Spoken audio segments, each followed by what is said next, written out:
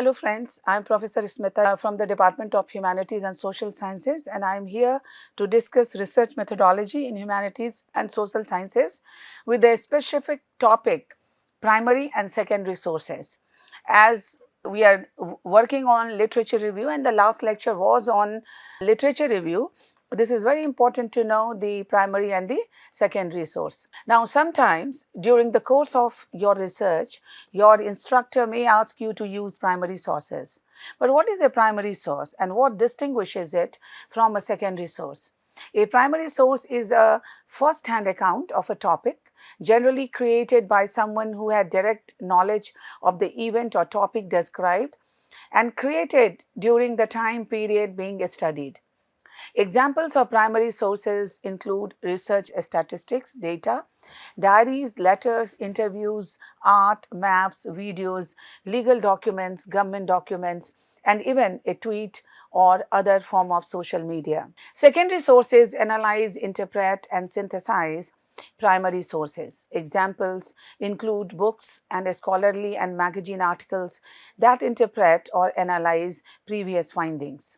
However, it's important to keep in mind that whatever a source is a primary or secondary source will depend on the context in which it's used, and primary and secondary sources are different depending on the discipline or subject area. For example, originally a scholarly research article are considered primary sources in the sciences and social sciences, but are generally considered secondary sources in the humanities. Let us say you are conducting historical research about the incarnation of Japanese Americans during World War II, and in the library you find a collection of letters from the 1940s written by a family who lived in the internment camps. Those letters would be considered a primary source because they offer first-hand accounts of the event you are studying, written by people with direct knowledge of the event. Later, you find a scholarly book on the topic of Japanese American internment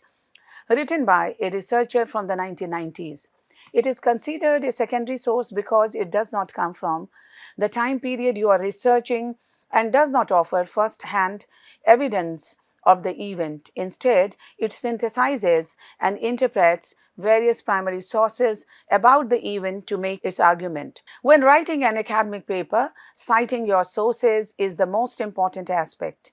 Academic sources are scholarly books, articles, and research papers that are peer-reviewed, credible, and authoritative. However, there is confusion among researchers in understanding what literature counts as a source and which type of source to use. Primary and secondary sources assist researchers through their literature study. To use sources efficiently and in the correct manner, one must identify the nature of each source and the reason for using it. This will help researchers distinguish between their contribution and the argument expressed by the sources used. The primary sources provide direct evidence of a topic. Meanwhile, secondary sources are the analysis based on existing primary source.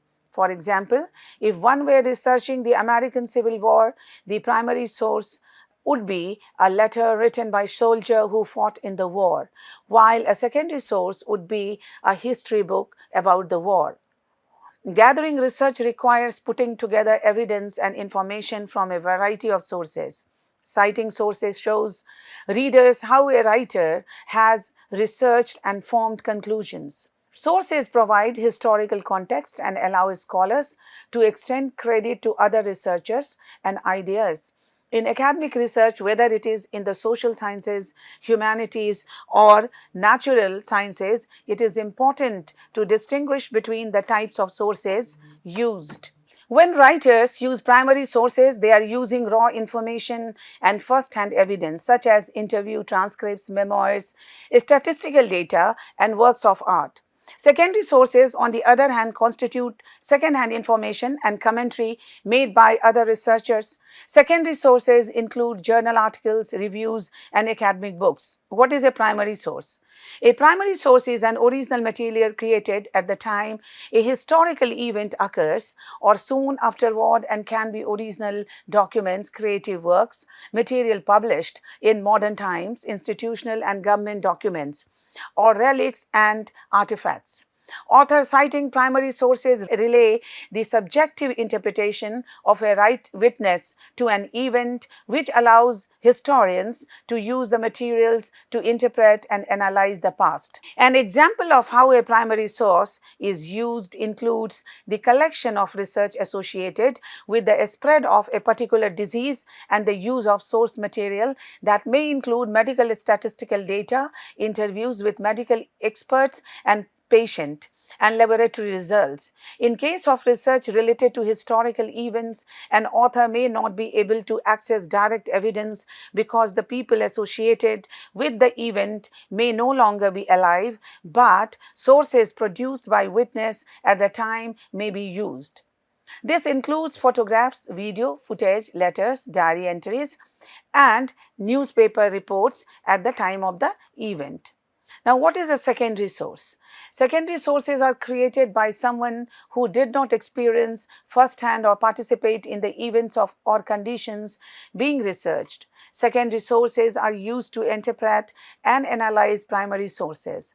These sources are one or more steps removed from the event and may contain pictures, quotes, or graphics of primary sources. They are used to interpret, assign value to, conjecture upon, and draw conclusions about the events reported in primary sources. For instance, textbooks, edited works, books, and articles that interpret or review research works, histories, biographies, literary criticism and interpretation, reviews of law and legislation, political analysis, and commentaries. Authors of research studies cite secondary sources to support arguments, formulate new theories, or argue against existing information in the field. Using second sources, researchers reinforce theories or argument based on primary sources. Now, differences between a primary and secondary sources, we should know about it. Primary and secondary sources are the two types of material used for research, and while both are important to creating well-developed projects, they are vastly different. Primary sources offer raw information or the first-hand evidence compiled by research, whereas secondary sources interpret or analyze the information from primary sources. The most significant difference between two different types of sources is that primary sources gives direct access to the subject of the research, while secondary sources provide second-hand information and commentary from other researchers. Secondary sources, after summarizes critics, opinion, and analysis, and are written by people who did not witness or have a direct part in the event or events they are describing.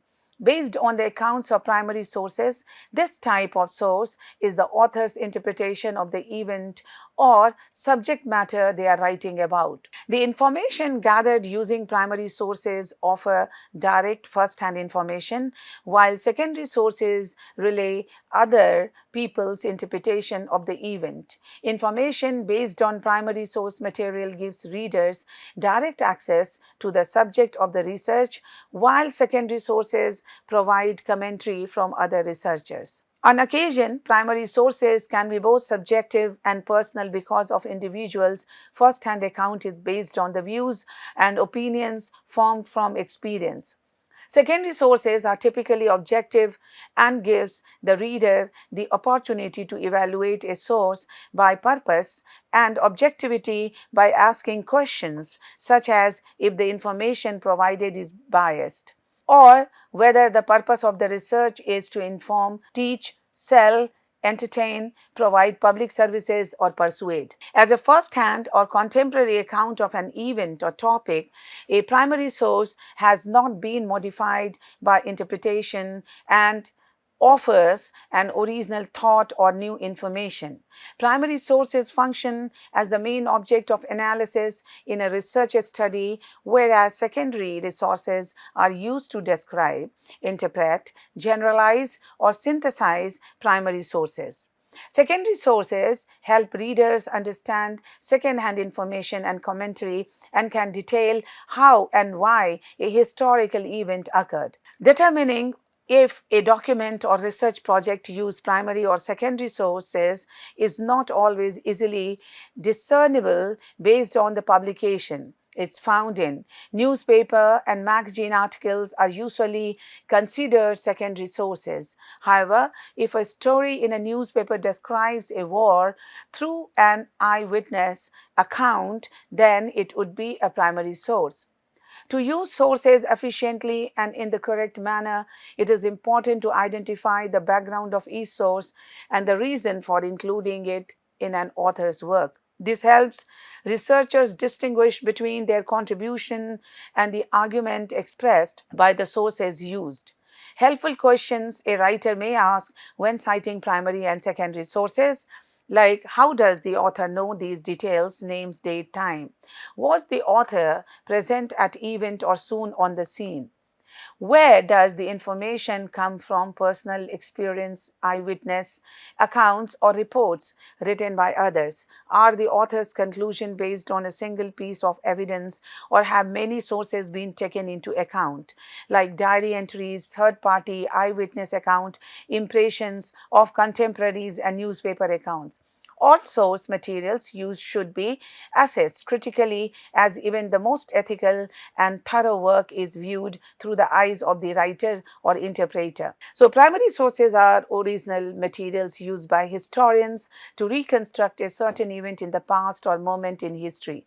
They are original documents, physical objects, relics, or artifacts created during the time, during a study by witness who lived through the event. These sources were either produced at the time of the event or, as in the case of memoirs and autobiographies, published at a later date. Now, these are only a few examples of primary sources and are by no means exhaustive. Original documents such as letters, diaries, manuscripts, official documents, maps, pictures, and original film footage. Now, the original Constitution of the United States, an original treaty between two states, diaries of travelers who document their journeys and experiences on the road, maps of cities, or first-hand description of battle. Relics and artifacts such as arrowheads, pottery sherds, remains of building, clothing, and estates. Literature, poetry, drama, music, drawing, and other kinds of art such as Homer's Iliad and Odyssey, cave paintings, poetry written by countries or bards. Primary sources should be read critically and should not be taken as the literal truth. When analyzing a primary document, one should take into account who the author was, why he or she was writing the document, and who, if anyone, was its target audience. Did the author have any biases that influence the way the document was written? How reliable is the author? Start by reading for content, then ask yourself the question, how do they affect your understanding of the document? It is essential to place the document into historical context and not judge its content by today's standard, always keeping in mind differences between the time it was written and the present. A secondary source is a contemporary document, book, or articles that analyzes, evaluates, and synthesizes information from primary sources.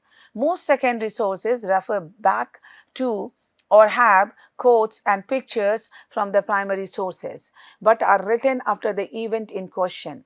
Secondary sources are commentaries on the discussions of primary sources. When using secondary sources, it is important to strive to be objective, even though this may not always be completely possible.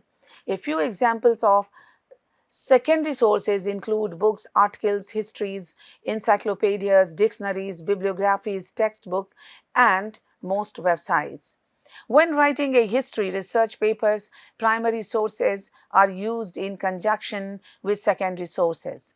It is important to evaluate the importance and relevance of the primary document to the assignment.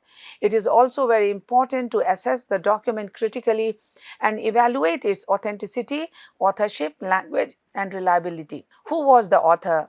What were his or her motives for writing the document? How reliable do you think he or she is? What kind of language is the author using? Who is her target audience? How relevant is this document to your topic? Once you have answered this question to your satisfaction, you can begin constructing your argument. Now, this is the table showing primary sources in social sciences and humanity and science and engineering.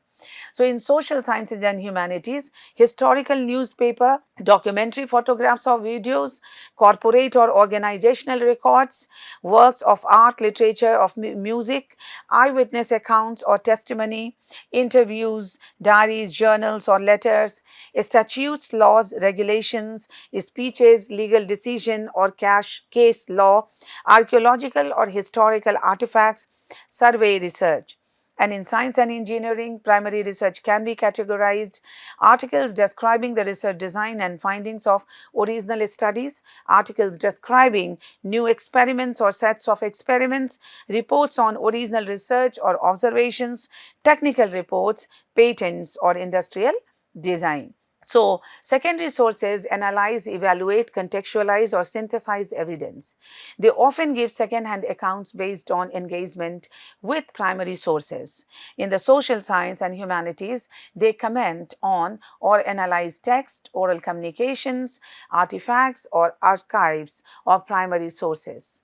In the science and engineering fields, because many primary sources are scholarly articles reporting first-hand on new studies or research, the secondaries often synthesize or analyze many such results. Now, secondary sources and the table here for humanities, social sciences and science and engineering. So, secondary sources are like scholarly journal articles, scholarly books or monographs, interpretive newspaper or magazine articles and editorials, interpretive blog post, book, art, music or theater reviews, a non-eyewitness record of an event written by someone without a close connection to the event. And if we talk of science and engineering, secondary sources, quantitative meta-analysis articles that use statistical methods to determine relationships or patterns in the published scholarly literature on a topic. Systematic review articles that use a research question to select and synthesize published evidence relevant to that question. Survey articles that summarize entire field of research, scholarly book reviews. Now, why use primary sources? They provide unfiltered access to the record of artistic, social, scientific, and political thought and achievement during the specific period under study, produced by people who lived during that period.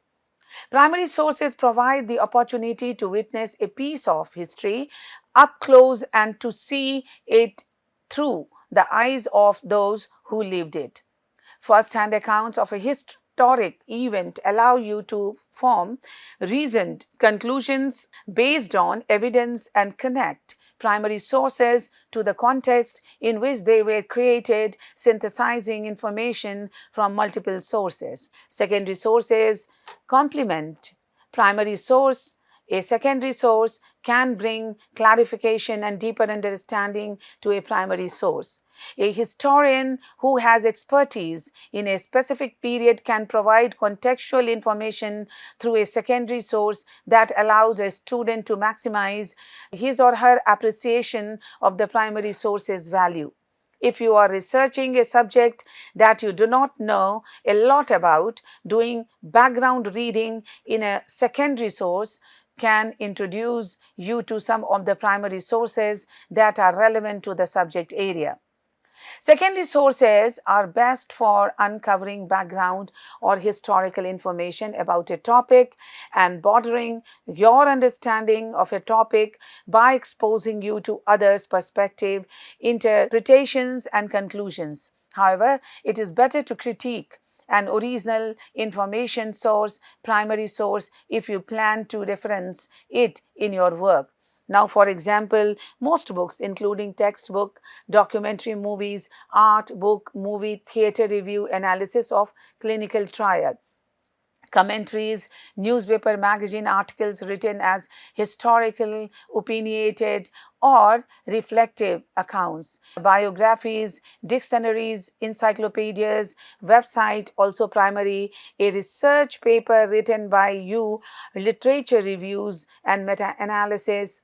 Now note, many a time literature reviews and meta-analysis make up part of a peer-reviewed journal article. If the article includes new data as draws new conclusions, remember that overall it is a primary source.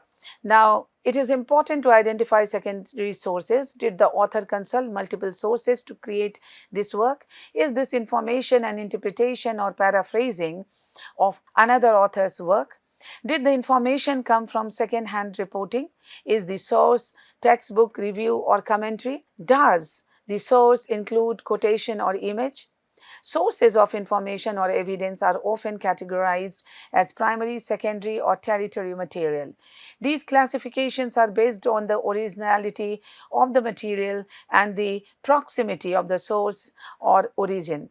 This informations the reader as to whether the author is reporting information that is first-hand or is conveying the experiences and opinions of others, which is considered second-hand.